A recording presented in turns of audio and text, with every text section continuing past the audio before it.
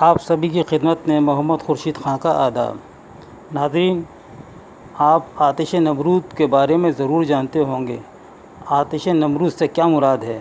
آتش نمرود سے مراد وہ آگ ہے جو نمرود نے حضرت ابراہیم علیہ السلام کے جلانے کے لیے روشن کی تھی اور اللہ کے حکم سے وہ گلزار بن گئی تھی۔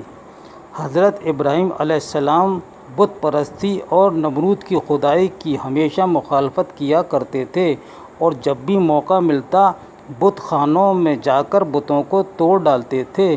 ایک بار نمرود نے مناظرہ کیا جس میں حضرت ابراہیم علیہ السلام کو کامیابی ہوئی اور سینکڑوں لوگ کفر و شرک چھوڑ کر خدائے حقیقی پر ایمان لے آئے۔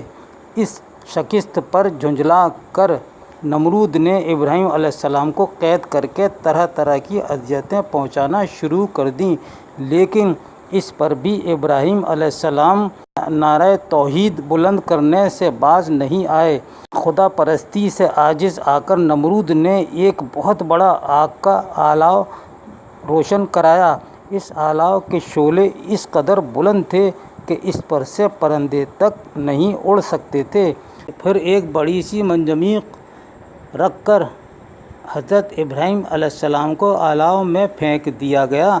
اللہ کے حکم سے وہ آگ فوراً سرد ہو کر گلزار بن گئی اور حضرت ابراہیم علیہ السلام صحیح سلامت اس آگ سے نکل آئے۔